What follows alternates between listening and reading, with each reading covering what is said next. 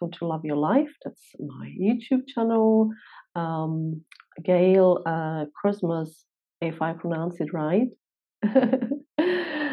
She's also known as Grandmother Gayle. I'm going to read it now, or otherwise Black Air, is a storyteller and inspirational speaker based in Ontario, Canada. She's a spiritual activator and energy healer, professional artist for her own company called Wisdom Drums International, selling her creations worldwide in 12 countries. Creator of ceremonial drums, art director, and event planner.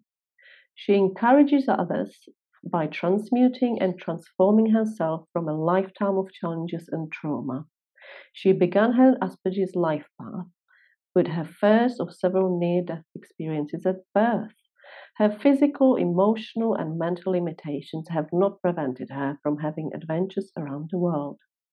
The ancient ancestors that she taps into are Mongolian, Siberian, Ukrainian, Viking, Celtic, and Ojibwe. Get you to include there. I just launched an online school.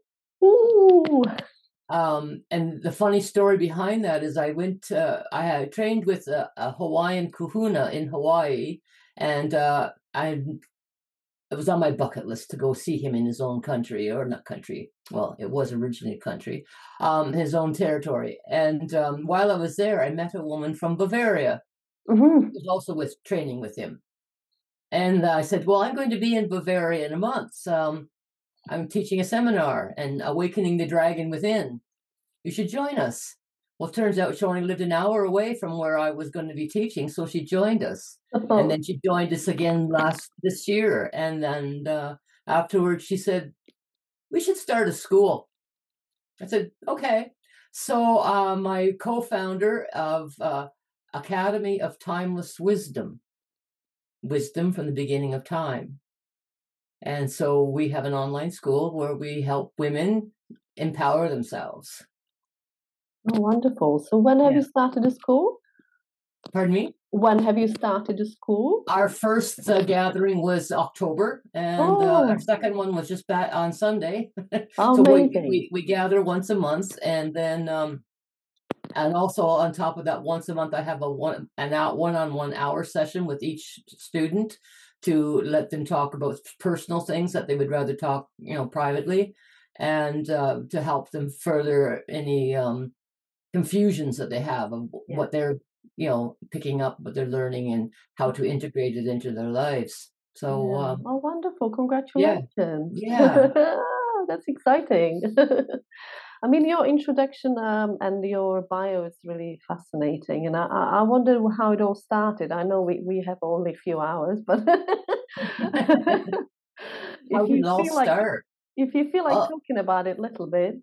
Yeah, it all started the moment I was born. I died.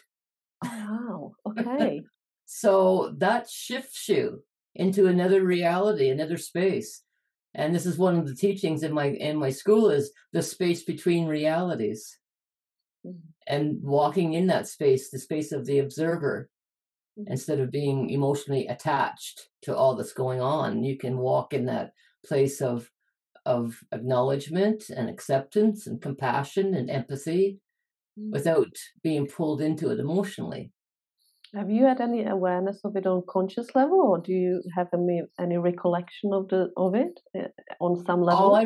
All I remember is that I grew up talking to trees and plants and animals, and we lived in the country, so I wandered the woods on the farm and had free reign to go where I wanted, and I was only 3 years old. Oh, wow. Back in the day when you go outside and you come back for meals. Yeah, of course. Yeah, I actually remember that. It was the same for us in Eastern Europe. Yeah.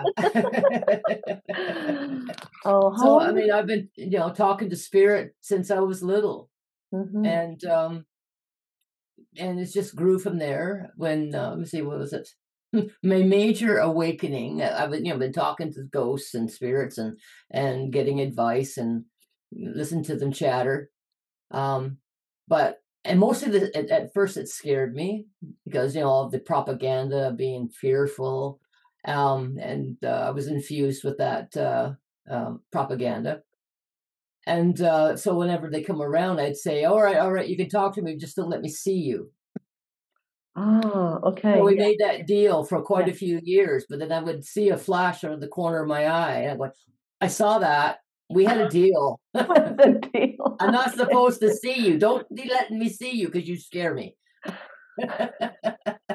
It took me most of my life to get over that fear. Hmm. It really did. It's very primal, the fear, isn't it? Yeah, and that's the other one of the months that we're going to be looking at in the school is fear. Is it real, Hmm. or is Hmm. it imprinted, Hmm. or is it placed on you in your DNA through your ancestors' fear? Hmm. So analyzing the fears, like step back from that fear. Okay, what Hmm. is that fear about? Why is that fear there? Is it real to you? Or is it, Hmm. or you don't even know why you're afraid of that? Is it yours? So, Is it not yours? yeah, Yeah. yeah. Or you're picking up on the collective consciousness Hmm.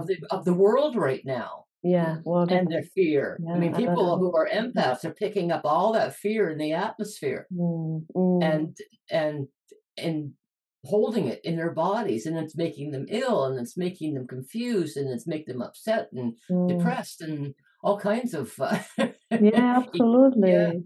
yeah. So I like to break everything down into logic. I mean, yes, it's spiritual, but it's also, let's look at the logic of the spiritual. Yeah, we got to break it down into all layers, don't we? Plus, sort of staying grounded with it, which is the most important thing at the moment, probably, I would say, at least for Yeah, me, grounding yourself in this, kind of whirlwind of things. That's yeah. for sure. So that's what you found when you were quite young already. And how did you then evolve into all these amazing ancient cultures? Have you found teachers? Did you seek them, or? Well, okay, my first teacher was a rock, and it turns out it was a Stone Age tool that I lost several thousand years ago, and it was buried in the river gravel, which a couple hundred years ago, the old house was built on, which we bought and started renovating and and replacing things, and dug up four of my Stone Age tools. And then when I held it in my hand, I remembered what happened that day. That I Oh, lost it because it used to be an old river, and my canoe got tipped over, and my stone fell to the bottom of the river, which over thousands of years the gravel built up and buried them, mm, and then the river retreated over thousands of years, and the town grew up, and the house was built in that very spot. And as my husband is digging holes for replacing the old porch, he dug up four Stone Age tools and he handed them to me. And I had the flashbacks, and I remembered where wow. they came from. I remembered that they were mine. I remembered who I was, that I Oh, was a healer in that ancient time, a mm, medicine woman. And mm, these were my tools that I worked with, and they showed me how to work with them, and the tools taught me, took me out into the cosmos and showed me binary codes and wow. the great expanse and black holes Mhm. and vortexes. So I went to an Ojibwe shaman and said, I made an appointment, and I said, my I told him the story of the tools, and I said, I know I'm a shaman. The tools reminded me of that. I remember that. I think I remember that, but I'm not sure if I remember that. And I'm not sure how to be a shaman. I have no idea about being a shaman. And so he sent me up on a pilgrimage. And he said, talk to the creator, go out on the land and listen to Mother Earth, heal yourself, get off Western medications and heal yourself. And I was on, antidepressants and anti-anxiety and pain pills and sleeping pills. And he said, get off all that, heal Mm, yourself. mm, And then he said, find the elders and listen to their stories. So I did. I started going to international gatherings and elder gatherings, and just listening to their stories and remembering, and mm, remembering, and then elders started taking me under their wing and teaching me their traditions, not to fulfill their tradition, but to twig my memory, because whoever sort of embraced me, I was part of that, Yeah. not just from my own ancestral DNA, but at birth, I received a complete blood transfusion, and I've had a couple Oh. since. And so I also inherited the ancestors of my blood donors, and they are Oh. all over the world. Oh my So I goodness. have this DNA that's going, I don't know who I am today. Wow, that is quite a journey with the trans. I never thought of the blood transfusion this way. That's fascinating, actually. I know. When I told this in Mexico there last week, afterwards, a woman came up to me and she says, I'm a nurse. And she says, I never thought of that. Mm. You I would. never thought of that. Because I mean, blood is so sacred, and Yeah. yeah. But I never made that connection. Fabulous. Yeah. Great. Oh, because So it's in been a confusing life, because I don't know. I talked to my Hawaiian mentor, Harry Jim, Kahuna, and I said to him, I don't know who's speaking through me. I don't know if it's my ancestors or soul ancestors or the blood donors. I don't know who's talking. He says, it's a real whodunit, isn't it? it's busy. It's busy. Because in the region where you live in, sort of the Ontario region, if I'm right, is that Ojibwe one of the tribes? Is that Well, where I am right now, I moved out of Ojibwe territory where I grew Mhm. up, Mhm. because my daughters moved up further north, which is Algonquin territory. Right. Yes. So I'm in Algonquin territory right now. But Oh, my mother's side, I'm this much Ojibwe. yes. Yeah, But as that's well as so just Mongolian, Siberian, and all those other. yeah. I was Yeah. interested how it's all linked with the Mongolia because it's sort of North Oh, my Europe. father was on Europe. Ukrainian. Ah, I see. So Ukraine. Okay, Yeah, and get it. Siberian and the Mongolian. Mm, See the I didn't know that was Mongolian until about, you know, 15 years ago. I okay. had my blood tested for eating for your blood type, Yeah. and then it turns out I'm a B. Mhm. And so okay, that makes sense. And I have to eat. I'm supposed to eat wild meat, and I'm going, wow, that's strange. And then I met a man who was a bit of a professor, and I talked about that. And he said, "Well, did you know that B blood type originated in ancient Mongolia?" I said, "Well, Mm. that explains the eyes."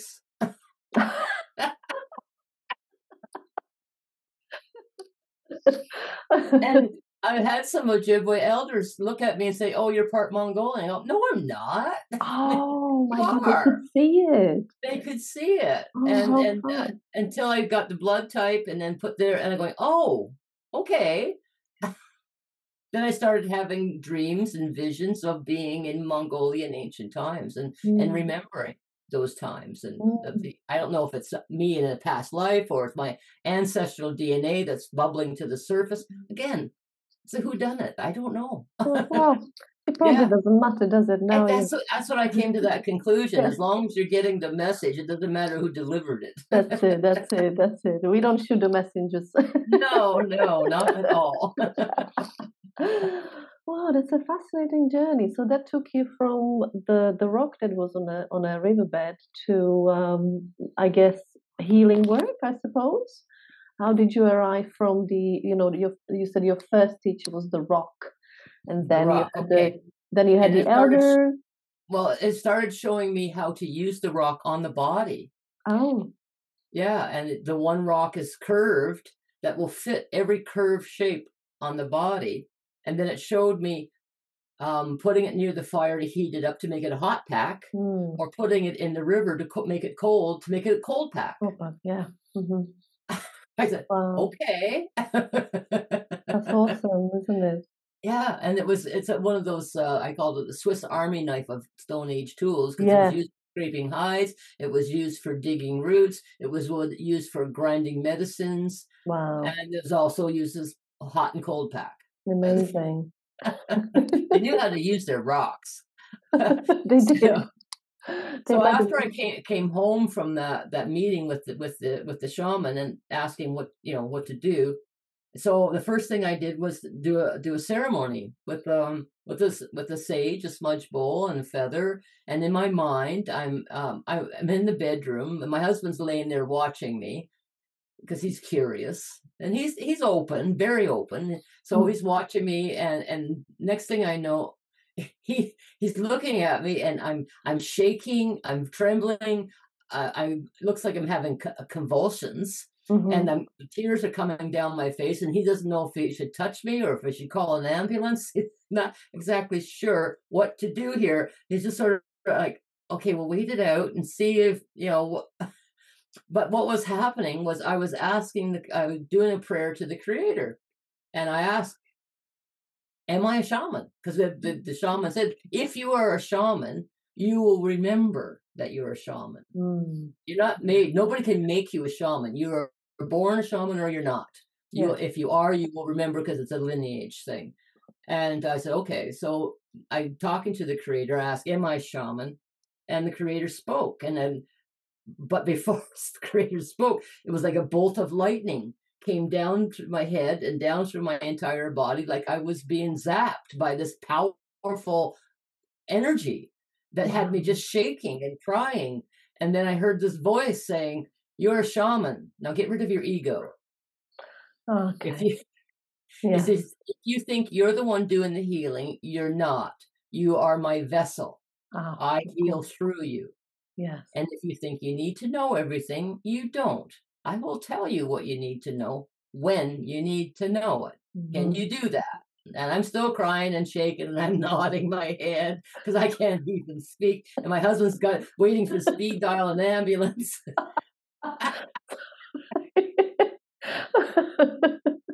Oh, bless you. Oh, oh, it's sometimes it's quite funny sometimes, isn't it? Though. Well, you have to have a sense of humor because it's so crazy sometimes. You have to just sit back and laugh. You're like, wow, that was a ride.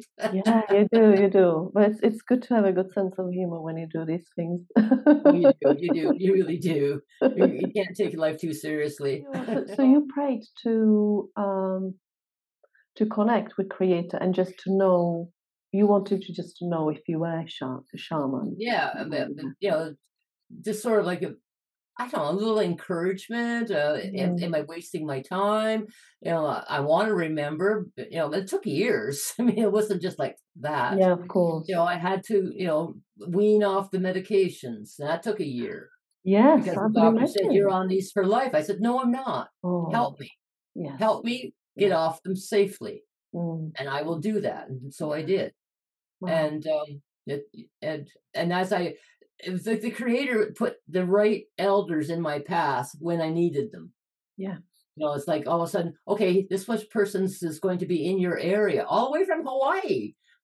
You should meet him. And so I did. I'm going, wow. So we've been now friends for 15 years. Oh, I love that. I love And then the that. next one, and one of the elders from my community, she came to the final supper Mhm. after the weekend retreat, and she was invited by another friend, and she's an Ojibwe elder, and she said, "I'm hosting a shaman from Cusco, Peru, doing Oh. a dinner, and you're good at event planning. So can you help me fill the seats?" So I said, "Sure." So I started doing my thing, and because I'm doing events at the time, and we packed the house for this Peruvian shaman, Mm. which I ended up walking with him for 4 years and Oh. learning. I went to Peru, the Amazon jungle. I walked a canopy. I went to Machu Picchu, the Gateway of the Gods. I went out on the floating islands of Lake Titicaca. It's just, Mm. Oh, I love my Peru. 60th birthday was spent on top of a mountain at 15,000 feet. Oh, it's an amazing place, Peru. I really love Peru, especially Lake Titicaca. It's got quite a lot of Yeah, meaning. It's a yeah, wonderful space, isn't it? yeah. Yeah. Very What powerful. It's so Very powerful. powerful. Which place would you say, or which traditions really speaks to the most? Would you say you have one that is sort of really, you know, the most influential in your life? Well, I went from the Peruvian teacher because I was connecting to ancient selves at Machu Picchu, and the Hawaiian teacher again. I was connecting to an ancient self in Hawaii. But then when I met my Greenlandic Inuit teacher, they're descendants of the Mongolians. Ah, okay. So that's why I connected with them, because I've lived in the Arctic, I'm living in the North, and we have the same DNA. Yeah. So I connected that with that. And it wasn't that he taught me about the traditions of Greenland, but he taught me about remembering.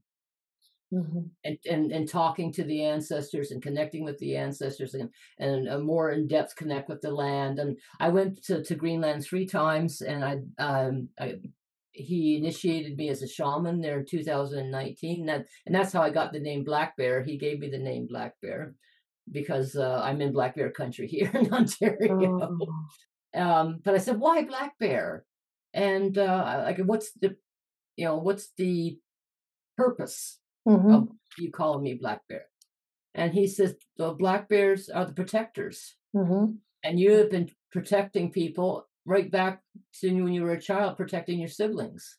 Oh, okay. So you are the protector. Yeah. And then in the Ojibwe teachings, Black Bear, Grandmother Black Bear, sits in the west gate of the lodge, and they protect the doorway to the ancestors. Okay. So I'm in the west gate, the doorway to the ancestors. And in my I'm also friends with a Mayan gatekeeper from Guatemala, and she told me that my Mayan name is 8 Bats, which is about creation. And my Mongolian Buddhist name is Serabdorchi, which is wisdom diamond, which is unbreakable because it's ancient, and of course, and created through pressure. Yes, a lot of pressure. Lots of pressure. Oh, amazing! It's funny. I had coincidentally met some Dene silversmiths in London a while ago because I live near London, and I bought a bear's paw from him. And yeah, so the bear was a bit in my life for a while. I did gift it to someone who needed it later on, but yeah, I was aware of the bear's protective power. And obviously, if you think of a bear, you can tell what it is all about if you connect with the energy, don't you? But that's beautiful, black bear. I love that. Thank you so much for sharing that. Yeah, and then I'm also known as White Raven. And so I thought, okay, well, what does that mean? I've told I'm White Raven, and I looked at the Inuit teachings of White Raven, and it says when the raven returns to Earth as a white raven, it's bringing a new wisdom to the people. And I thought, okay, that's kind of strange. I don't have any new wisdom, but I got ancient wisdom. And it turns out that the new wisdom is the forgotten wisdom. And that's why my school is called Academy of Timeless Wisdom. It's the forgotten wisdom. It's always been there. It's been there for eons and eons. It's like you said about the remembrance again. Yeah. So I'm helping people remember who they are and not who they were instructed to be. From so many sources. Oh, wonderful, wonderful. See, I'm autistic, the Asperger's, and there was one thing I read. I watched a documentary just recently, and the one thing it said is that those with autism cannot be programmed. And I'm going, so right about that. How they can't be programmed. That really is fascinating because there's more and more children now who are on what they call them on a spectrum. My whole family are different levels on the spectrum. Yes, and so it is actually a big hope that this generation cannot be programmed. So that's fantastic news. Yeah, I mean, my grandson just got suspended from school again this afternoon Oh, can't be programmed. no, So, no, all right, no. you're out till Tuesday. It's not happening. It's not happening anymore. And I just wanted to thank you so much for sharing all this, by the way. I'm in awe, and I could genuinely listen to you for hours. It's so beautiful. Thank you. I was just curious, when we talked about the programming now and the autism and all that, now what is happening around the world? How do you see this sort of playing out? How do you and your ancestors see what is happening now? I wonder because things are really, at least for me, I feel it's so intense because I'm quite sensitive to it, I suppose. And it's extremely um, challenging, I find, energetically for me, just to Yeah. hold it together, you know what I'm talking about. Yeah. Plus, I'm perimenopausal, so That too. Yeah, we have that in the household here as well. so it's a double whammy, I think, at least, or triple. Who knows? I don't know. Yeah. But genuinely, just wondered, how do you view all this right now? Well, it's complex for sure, Yeah. and it depends on your belief systems. Hmm. Um, I'm also a carrier of the World Peace Candle, which began its journey around the world in 1999. It began in the East in Jerusalem, and one flame was lit there, and then a flame was lit in the Netherlands in the north, and in the west, a flame was lit in Western Canada.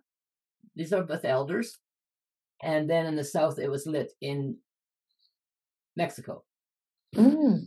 4 flames were brought together to create the World Peace Candle, and then this candle is lighting other flames around the world. And Yeah. so I carry little birthday candles that I have lit from the World Peace Candle, and I carry hundreds of them with me, and I give them out to people and say, join the collective consciousness of peace. Yeah. We're at the tipping point. Yeah. 1999, millions of people have to stay strong in their beliefs that they can shift the consciousness Hmm. from war and greed and poverty to peace. Hmm. So we're almost there. We're almost there. I think that it takes only 10% of the world population to be online with it, and it'll shift. Happens. Yeah. Yeah.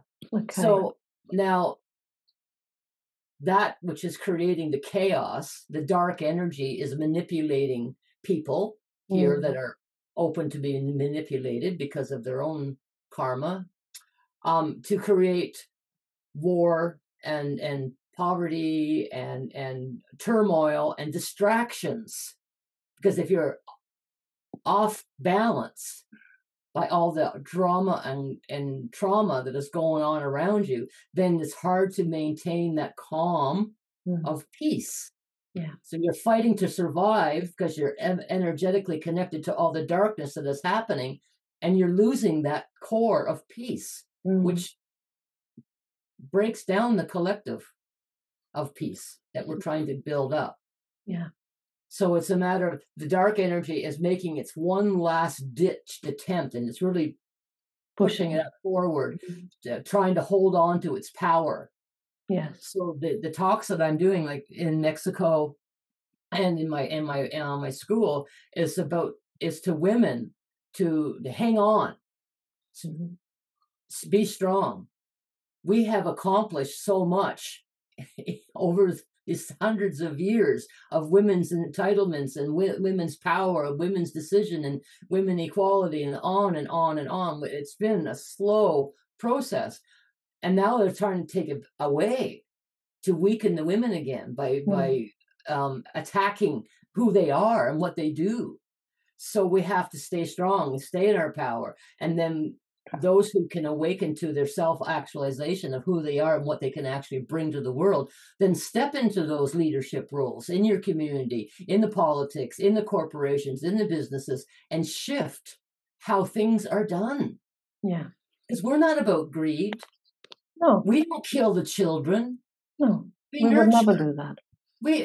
So we women have to take it back. They have been suppressing us for thousands of years because they're so scared of us and our power and what we can do and our abilities to tune in to the earth and tune in to each other and tune in to anyone around us. They're afraid of that. Yeah. Yeah. And so they're trying really hard to subdue us because they're losing ground. They're slipping. They're hanging on, trying to, and if we can stay strong and step into our power and be the driving force. I mean, what the new president of Ireland, this woman? Yes. New president in Mexico, the woman? Oh, she's fab, yeah. Yeah, so, I mean, and then I'm sure and these are just recent ones, that's why I'm bringing that up, but there's many more out there that have stepped into their power. And millionaire women, take that money back. Don't let the men control your money. Do what you want to do with it. If you want to help people, do that. You want to build hospitals, do that. You want to feed the starving, do that. Don't let the men say, well, no, we got to hang on to this. That's not who you are. And I suppose because if they sort of feeling that it's the end, it's getting even more gruesome because they're really holding to the last straws. I imagine. So it's becoming on a surface it looks as if it's been worse than ever. For a lot of people, they're thinking, "Oh my goodness, we know what's going on. Why?" It feels like we're setting backwards. But I think we're not, at least in my mind. But it's so intense because of the last push that is happening. Yeah, it's incredibly challenging. I think on energetic level, if you sort of tap into it, and you don't have the grounding behind you, I suppose. Yeah. And the thing is, like one of the class we just did this on Sunday was about stepping off the page and standing in that space between realities. The page of your family and what they've imprinted, even through your ancestral line. That's still bubbling up. So you have to decide, what do you want to keep and what do you want to say, okay, this is no longer serves me and what's happening now. Yes. We don't have to fear that. We don't have to judge that. We can be different because we have a choice. And I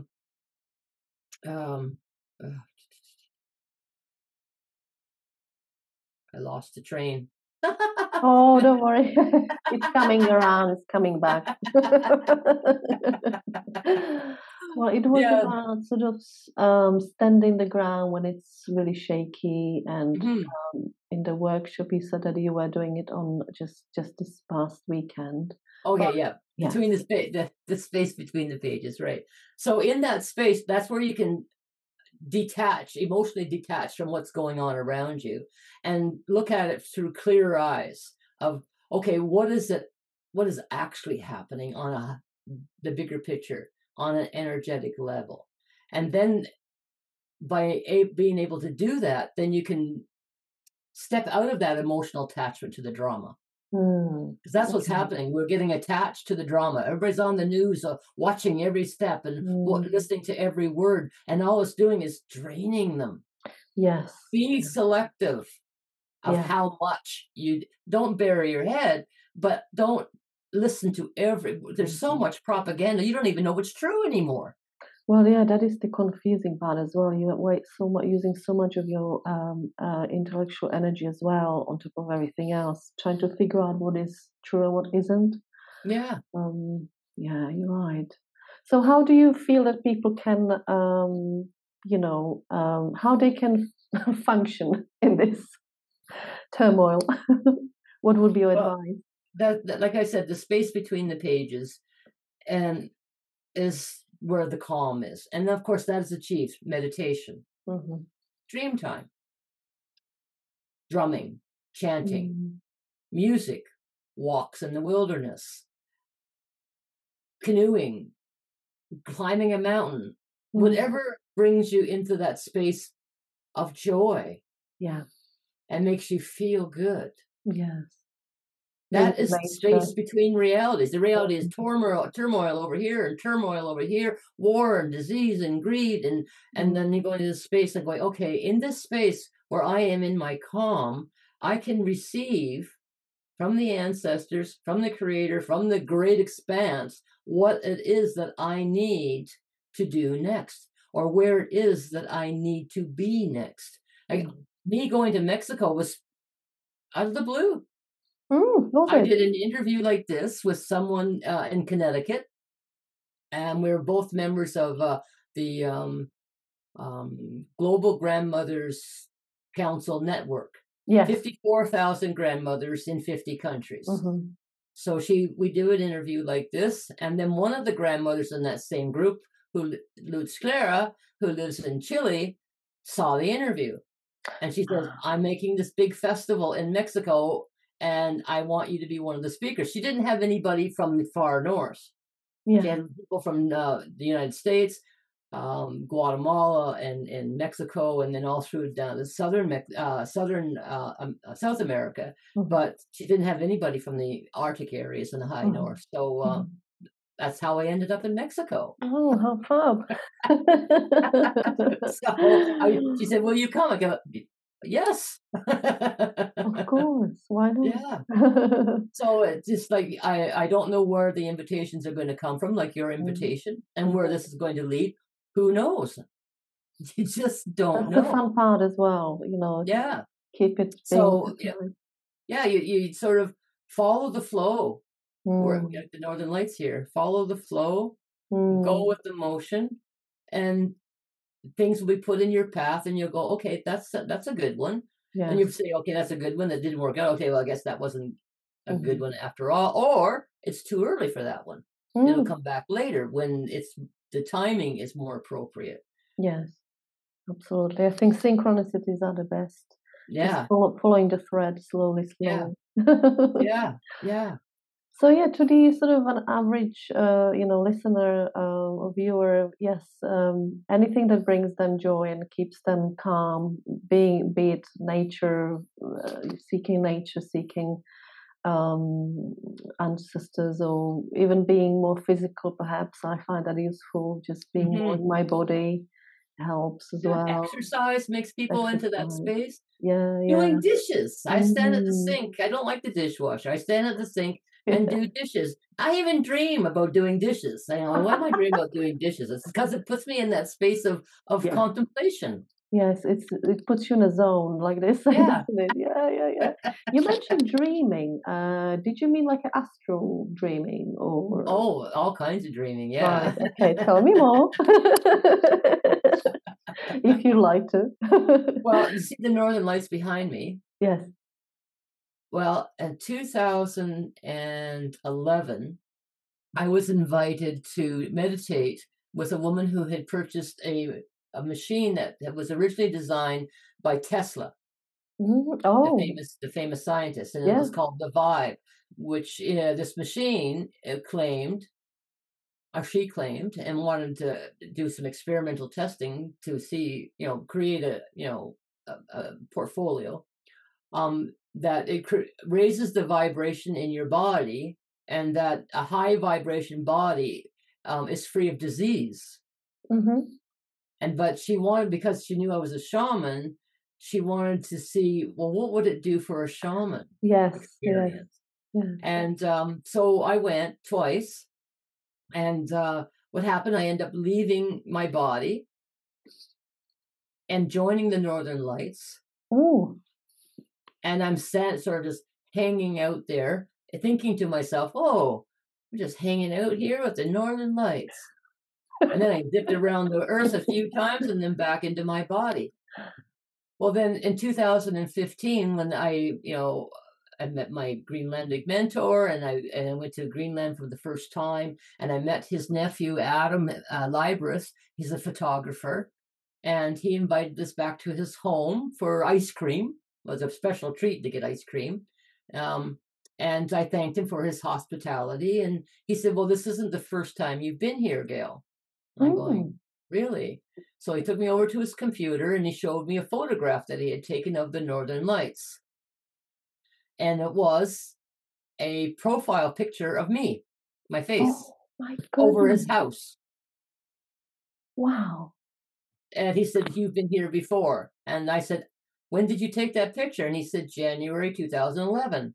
I'm going, I remember that day. I didn't know anybody was taking my picture. Oh my goodness. That's Yeah. amazing. So I So use it on my business card. that's How fabulous. often do you do that, right? Yeah, that's a proper photo. Yeah, the machine, that's very interesting. Have you had any more experience with the machine? Just the other time I went, I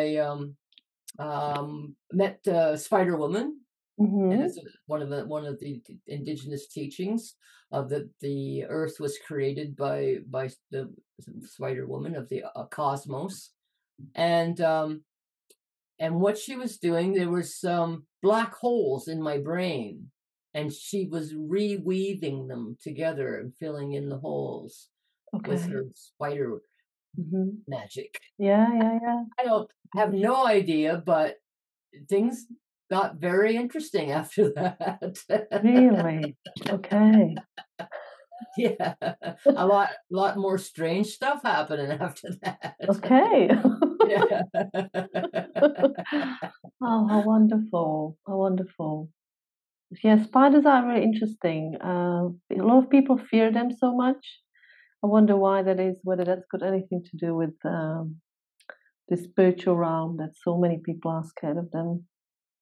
Yeah, I mean, I don't like them crawling on me, Mm, but I don't like any bugs crawling on me. I mean, mm, if they're there where I can see them, I go, okay, now you can leave.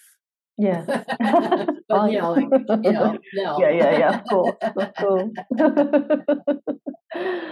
Oh, so okay, so we've covered what's the sort of situation at the moment, how we can, in a practical way, deal with it, and so forth. I wonder what you feel, or what the ancestors might perhaps come in to discuss with us, is what is our role right now? What is it that we can contribute? Because also a lot of people just are so lost. They don't know who they are. They don't know why they're here. And Yeah. we all have these same questions. We all had them. I've had them since I was little. Why? And Well, that's why we need more of this. more of this, yes, More of this. absolutely. I mean, I'm having another a broadcast on December the 7th, just an open one. Not part of this. It's sponsored by the school, but it's not one that's part of the lesson plan. But Hmm. to keep people um, in the loop of Yeah, what's going on and who yeah, they are. yeah. Um, Awakening to the fact that we have to look at what is it you're fearing and Mm. why. Is Yeah. it real? Is it been, is it dark energy trying to make one last ditch attempt and we're just laughing at Hmm. it? Like when Trump said that he was going to make Canada the 51st state of the United States, you know what the Canadians did? They No. laughed. Okay. We laughed. Get out of here. Like, don't be You silly. think you can't intimidate us? Oh my goodness. I didn't even Yeah. know that they said that, but I don't really follow it too much. It's like you've said, like it's only that much that you can really consume. Yeah. And I personally, whether it's healthy or not, focusing on Gaza at the moment, because that's where I have a friend who lives there. She's a fellow Hmm. mother, so I try to help her. So that Hmm. consumes me, and it's Yeah. sometimes draining, of course. But I feel like that's kind of what I can do from Yeah. one mother to another. But Well, that's yeah, all we support each other where we can. Like that's I it. put a posting up there, do what you can, where you can, when you can, with who you can. That's all Mm, we can do. We can't Yeah, save the world, but we can save small parts of it. small parts of And it if for everybody sure. was saving small parts of it, guess what would happen? Yes. We'd save the Well, world. that's the thing I find sometimes frustrating, or maybe that's just my belief. I feel like not enough of us are doing what they could do because there is Yeah. so much potential, and it Yeah. frustrates me massively. You know, Yeah. because I'm a Yeah. doer. I think most women are doers, but Yeah. you know, there's that bit of a complacency Yeah. that I see, and I wonder whether that's coming from a place of being just too comfortable, or you know, I wonder why that is that people just Well, don't. I miss the simplicity of not knowing. Yeah, yeah, I suppose. I mean, when I didn't, I just do my daily thing and I was happy with it, Mm. and then when I awaken, I'm going, oh, now it's work. Oh, yes, So much work. so And much work. I miss not, just like not caring, not knowing, just doing my thing and having, Yeah, having a good time. And yes, then, but now it's work. yeah. So you think it's sort of the ignorance is a bit of a bliss for many people that it's just you know, they're not aware, so hence they Yeah. don't feel like they And need. someone else asked me too, this was years Mm. ago, and we had met in Florida at a seminar, and we got on the phone together, and she was a professor at a university up in the northern states, and she said, why is it why doesn't everybody want to awaken? I don't Mm. understand. Why doesn't everybody awaken or even want to awaken? Mm.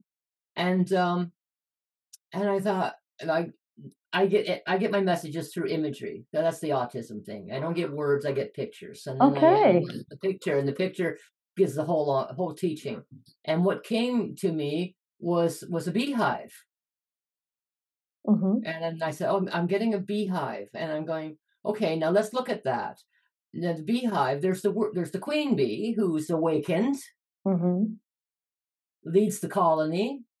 Then there's the worker bees. There's those that go collect the nectar. There are those that build the hive. They're all doing what they need to do to keep the hive and the queen healthy and creating more hives, and it expands and expands and expands. So then if we look at it in the way of humanity, okay, we have the farmers and we have the construction workers who build our homes, and we have the doctors who help us when we're ill, and the teachers who help us teach our children, and so on and so on. And okay, they're not awakened, Mm. but they're helping humanity in their way. Yeah. They're Yeah. not doing damage. They're not out there killing and maiming and destroying, but they are helping humanity in their own way. Yeah. So why do we have to wake everybody up when everybody's already doing what they came here to do Mm. in Good a good point. way? Yes. So Yes. those who are doing damage are the ones we need to wake up. Mm. How? Tell us. That's a Wake the hard hell one. up! I know, a slap across the back of the head isn't working. Isn't it? I've tried so many times. Yeah. Yeah, I think it's if you you know, have that kind of personality where you really want things to happen, it can be quite frustrating for Mhm. us Yeah. women especially, I would say, how to, you know, shift things a bit quicker, you know, like Yeah. just kick Because that's what we some. want. Yes, And yeah. there's a timing for everything. I'm a doer, like just like you. I'm the henny penny. You know that story, henny Yeah, penny. yeah, yeah, Yeah, yeah, well, yeah, I'm the henny penny. yeah, I'll go. Never, not to talk. Quit talking. Let's just do it. No one's going to do it. Okay, well, I'll do it myself.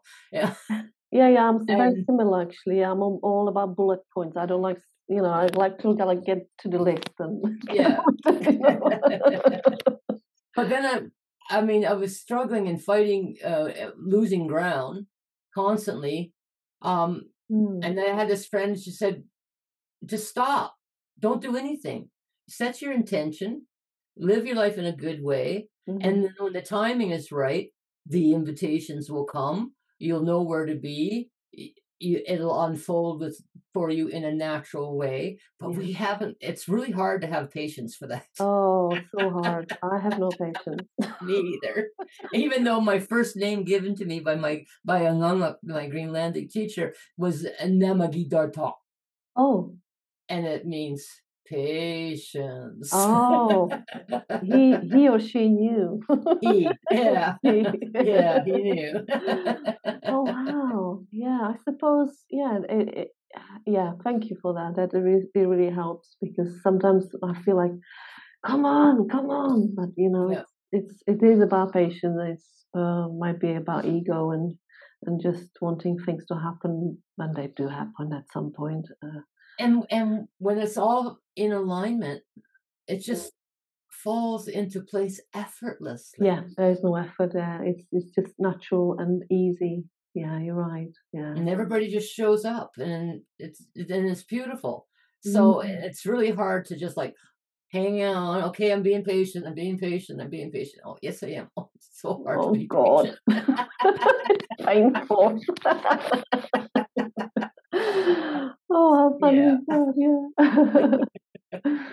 Oh, and yes, I wondered, with all these nation and sorry, ancient traditions, which one do you connect with at the moment? What's your, biggest draw right now?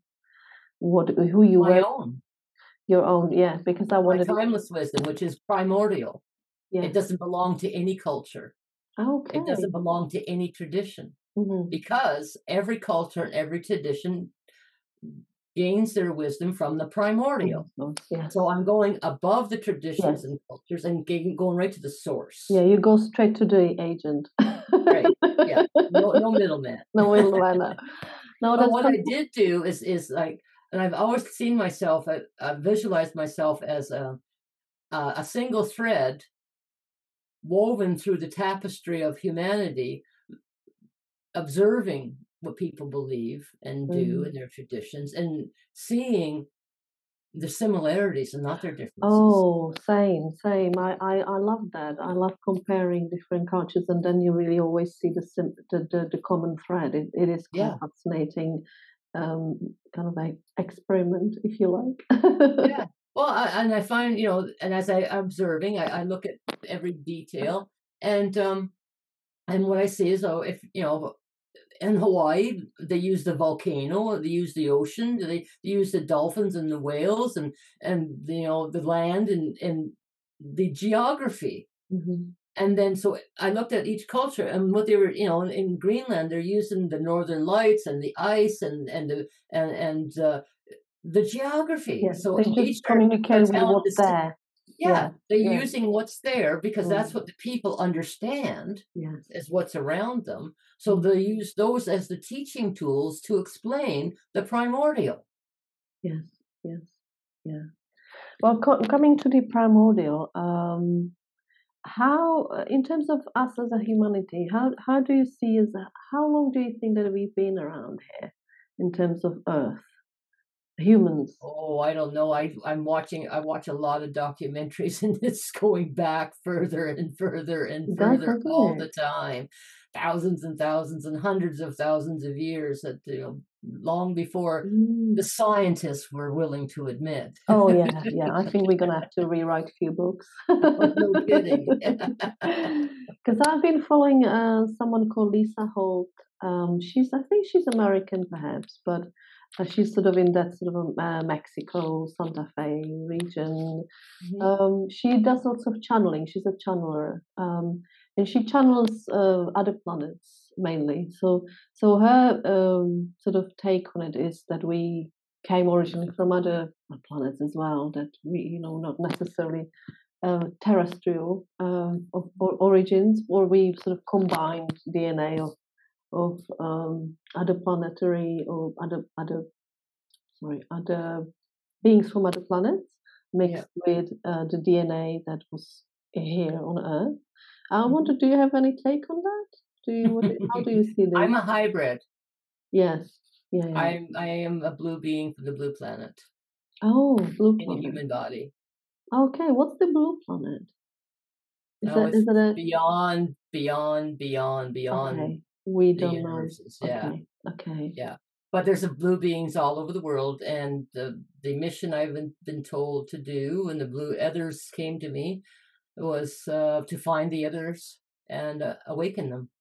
So I've been Oh, finding blue people all over the world, and they're already awakened or helping them to awaken. And mhm. so that because we're strategically located throughout the world in certain locations or moved around to awaken and create the grids.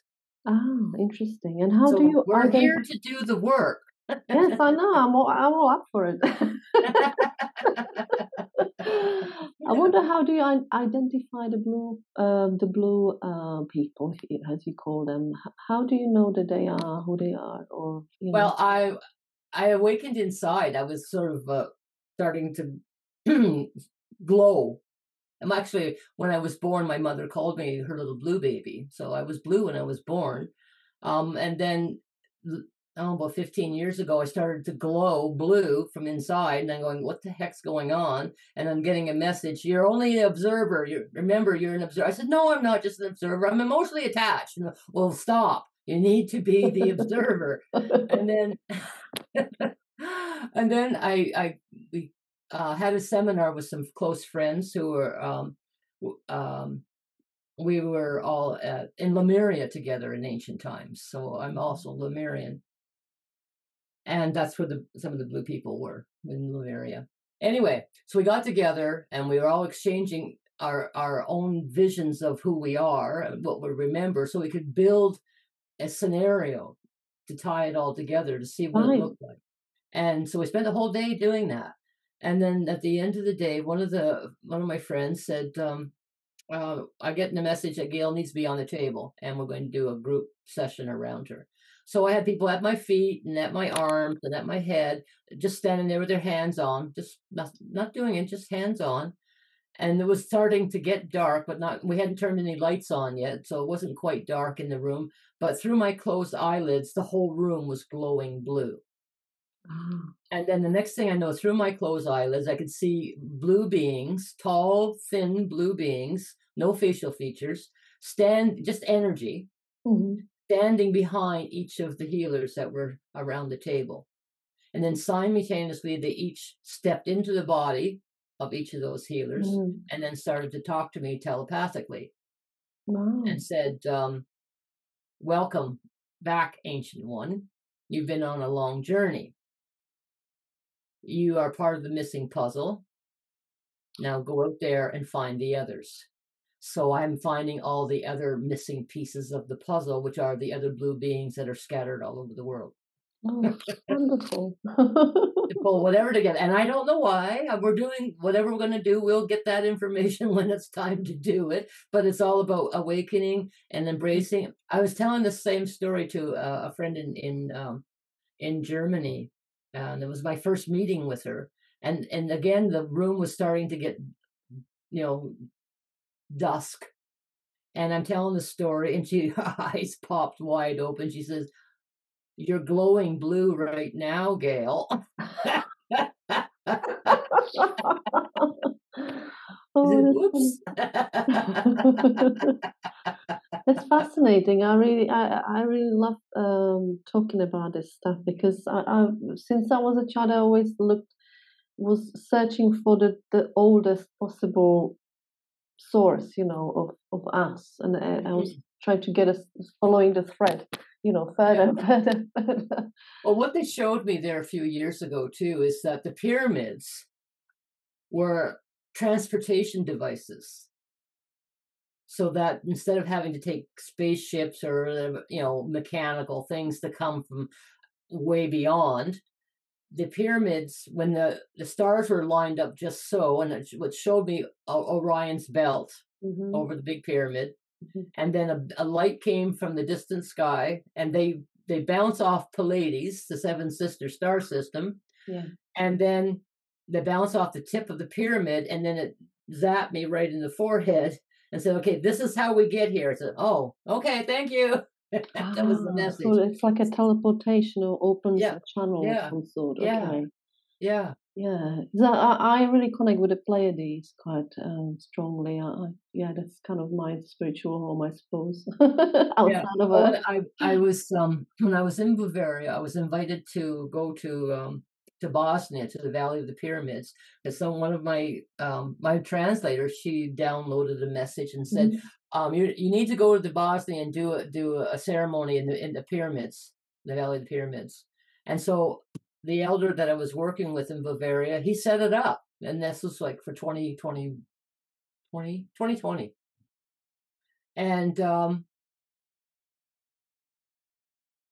COVID shut it down, so we didn't get to go. But I was supposed to do a ceremony at the top of the sun pyramid. There's a sun pyramid, a moon pyramid, and a dragon pyramid. There's two other pyramids, but I only remember those three because those are the only ones I was interested in. Bad me. But anyway, what he went there a year ahead to scout it out and get an apartment and get a guide and get it all set up so that we would all meet there and do this major ceremony. And so he retrieved a smoky quartz crystal, a twin Mm. flame crystal Mhm. from the tunnel of the sun pyramid, and he gave it to me. And he said, "I'm getting a message that you need to take this to Hawaii and do a ceremony and leave it there, because Hawaii is the tip of Lemuria, Mm. and the Bosnian Valley, the pyramid, is connected energetic to Atlantis." Okay.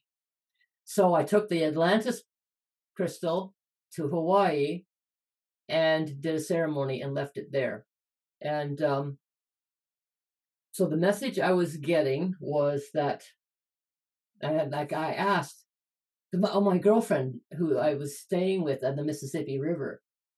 She said where she is in point is the halfway point between Lemuria and Atlantis on the Mississippi River. So I Mhm. thought, okay, let's look at the map. What latitude is she? And so I followed that latitude over to Hawaii, and I go, yeah, it's with, I mean, the continents shift over thousands of years. So, Mm. but it was almost pretty much dead on the same latitude Mhm. within a couple of degrees. Mhm. And so I said, okay, what's the distance as the crow flies, as we say here? And then I took that same latitude and the same distance and went east. Where did it end up? Ended up in the desert. Oh, Well, what did the desert used to be? An ocean. ocean, yeah. Oh, okay. So Atlantis is under the desert. Mm. And so my girlfriend, she said, okay, well, what's with the twin flame crystal? Who's the twin flame? And then all of a sudden it came in going, the Lemurians and Atlanteans, Mm. they were twin flames. Yeah, yeah.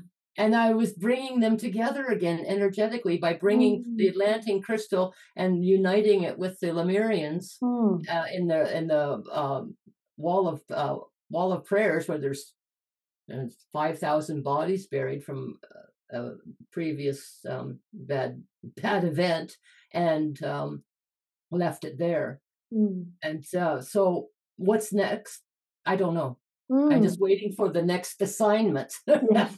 Yes. What's my next task? What's my next step? I mean, the school, the Mm. Academy of Timeless Wisdom, we're meeting once a year in Bavaria at my co-founders, Suzanne, because she Mm. has this beautiful spot there in the countryside of Bavaria, and very energetically beautifully. And I said, okay, we can meet there once a year, but then we need to pick a spot around the world to meet, because in June we all met in Iceland and drove across Iceland out on the ferry and went to the Dempsey Island, which is at the Arctic Circle, and did a Mm. summer solstice ceremony at the Arctic Circle in Iceland. So that was an Wow. international trip. So I Yeah. said, okay, maybe we need to go to Bosnia and do Mhm. that ceremony. But if Mm. it's supposed to do, it will happen. Yeah. It'll unfold and everything will say, okay, now it's time. Okay, good, we'll do that. So we're just sort of letting life unfold and Mm. then stepping in where we're supposed to step in. Yeah. So the next one And is in Bosnia, is it? well, we don't know yet. I'm waiting Ah, for a message maybe. from the. Waiting. Waiting It's for a on the call. list. I mean, I met a young man in Mexico, and I said, "Oh, I'm looking for a place to go and spend my winters." 'Cause I'm getting, kind of old, disabled here for this cold winters of northern Yeah. Canada. Oh, And he said, "Well, actually, I'm building a Mayan retreat center to bring back the Mayan wisdom and teachings on in Mexico's Riviera. You ooh. can come there." So I thought, Oh, "Okay." that sounds So nice and warm. he said, "Give me your card." So I give him my card. He said, "I'll be in touch." I said, "Okay." So we'll see. I don't Yeah. know. It could be a good spot for the whole group to come and say, spend a couple of weeks or a couple of months in Mexico. I don't Oh, know. wouldn't it be lovely in a sunny Yeah, Mexico? especially in Yeah. this winter. Oh, I know. I admire you can live somewhere like that because it's for me. It's like my mother's Greek, so I like heat rather than Yeah. cold.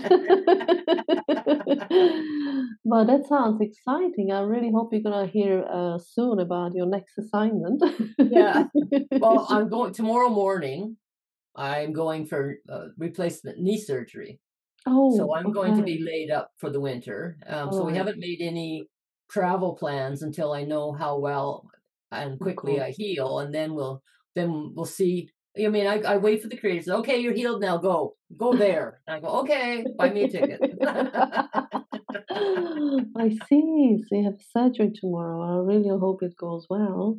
Yeah, The yeah. surgery. It's gonna be all right, I'm sure. It's I've had many over the years, so Have it's you? just Okay. yeah. Yeah, yeah. That's why I'm dreading it because I know what to You expect. know, it's gonna be a long winter and we probably be bored a little bit, aren't you? Well, I got lots of projects Mhm.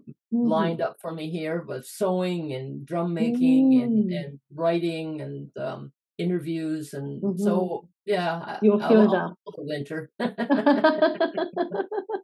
Yeah, I love I remember that you mentioned that you, and I've seen it on your website, your beautiful, beautiful drums. Would you like to tell us a little bit about them as well? Sure. Each one is one of a kind, Wow. never reproduced, Yeah. because each one is channeled from the ancestor of the client that I'm making the drum for. So we co-created. I said, okay, you can't tell me what to paint on it because it's not that's ego talking, and that's what you want, not what you need. But your ancestors know what it is that you need, so they will show me the symbolism and the meaning behind the symbolism that they want on your drum to help you with your journey ahead and your Mhm. path to keep you strong. And they agree to that because that's the only way I'll work. And so I get the visions and I say, okay, your ancestors are saying this, and this is the symbolism that I'm thinking about doing. And I said, is this your story? It always is. Mm. And they said, how do you know that? I said, well, because your ancestors told me, and they know everything about you. Tell me all your secrets. There's no hiding. There's no hiding. So each and every drum is a message from the ancestors, and then when it's completed, I do a ceremony. I do ceremonies throughout the whole process, and then at the end, when I do the final ceremony, because the ancestors have channeled the drum, they also pick someone from the soul family to come and be the soul of the drum. Oh, wow. So one of your ancestors is also the soul of your drum, so that when you're playing it, they're speaking to you heart, Wow, and that's they're awakening your heart and all yeah. the wisdom that's in there because they're part of that. Wow, that's extremely powerful. You know, that's a whole another level of drumming then. Yeah. How beautiful. How beautiful. You know the hives, do you is it usually same kind of a hive? Yeah, Um I found that I prefer working with deer hide, and I mhm. get it from the Mohawk territory, which is about 3 hours away from here. And I used to drive there when I lived closer, but I moved up here up north with the girls, and then so they just ship it to me. Okay. Yeah, yeah, of course. Yeah. Yeah. I have some I've done with bear hide from the same place, but I found it unpredictable with the humidity Yeah. of, and holding it. And then the moose hide is can get quite hard and tinny sounding Mhm. and harder to work with, and I'm getting old, and so I'm just going to take it easy and just use deer Yeah. hide. Yeah, yeah. Keep it simple. And the deer hide itself, I mean, um when I get a hide, I get larger ones, which has thicker skin, which gives it a deeper sound. I like the deep ones. And then the smaller ones, which is thinner, younger, they have a thinner skin, which gives it more of a high-pitched tone. Yeah. And so then I will do a ceremony and muscle test and ask each hide, is this the right hide for this drum? And then once the hide speaks, this, okay, and then I will take the drum frame and I'll move it around. Is it going to be in the shoulders? Is it going to be in the side? Or is it going to be in the rump area? Again, changing the tone and frequency of the drum. Only the ancestors know what is needed for that person, so they will guide me which section to take that piece from so that it'll have the right frequency for that person. That's absolutely fascinating. And it's such a, you can never get anything more personal than that. This is so very personal. Tailor-made from the heavens. Yes, very. I mean, I've had people say to me, how do you know that? You have, I'm falling off my chair. I love that. I'm falling off my chair. On the floor. How wonderful. Yeah, I've seen some of the work that you've done on your website, and the drums are just stunning, really, I have to say. I've never seen more beautiful drums than that. Well, I've been a professional artist for well over 50 years. Oh, yeah? Yeah, and I've published in books and that. And so I take that talent that I've developed over the years, and then I apply it with the symbolism that is channeled, and then come up with these unique drums. That's wonderful. Thank you for sharing that. I wondered if there was anything that you felt strongly that you want to sort of pass on, any message, anything that sort of feels like you'd like to bring up today when we just sort of addressing people. Well, we have mostly women listeners. I know that. And I'm saying, stay strong. You got this. You matter. You count. Your voice matters. Your opinion matters. You are the caretaker and the nurturer of the next generations. What we teach our children and our grandchildren and our great-grandchildren by example of how we live our life is what's going to really change the world. Yeah, that's wonderful. It's really beautiful because, funny enough, I've got like a list of videos I wanted to do, and one of them, the topic was women are the biggest influences on Earth, and in all aspects. But we really are, and it's not sort of an arrogance in that sense. We just we just really are. Well, and the thing is too, humble. We're not like the guys who need to. Yeah, we hit a big round doing it. Yeah. We just it's just so natural to us. It's like breathing. So it's not anything big and spectacular. It's just life. Come on. At the same time, I also wonder if you've got any take on, we women now, I feel like we know what we should be doing. But now I feel like sometimes the men are a bit lost, and also the boys. And I have a son who's only 5, and my daughter's 8. And I wonder, what is the new role for the men? Because I don't think they have the guidance they need, or they don't have the right guidance in general. Well, my husband, ex-husband, only because we've gone as far as we needed to go in our life together for over 40 years, is my biggest supporter. And his awareness is equal to my own because he wants to. And we have to get them to want to, and that not to be afraid of emotion and not be afraid of the unknown. And that it's okay to be a free thinker. So it is the sort of getting rid of the fear, most of it, really, for both genders. Well, see, I watched my daughter's parenting style with the boys, and they explain everything. Okay, this is why I said no to this. And they go to an explanation of why, to make it logical.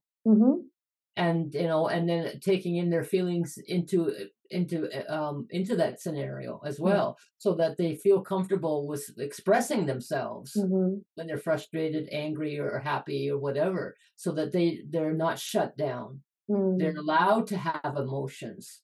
We embrace their emotions. We have to allow that. Boys are allowed to cry. Oh gosh. Oh yes, absolutely, absolutely. I'm just thinking for the boys, if they, where they can find the male, apart from their fathers, of course, but or other males, but just the role models. That I think we women are better at this in a way, because we connect more socially, and otherwise we talk, we connect, but I think it's not the same for the men necessarily. They don't talk that much or connect that much either. Just always wonder, because my son is so little.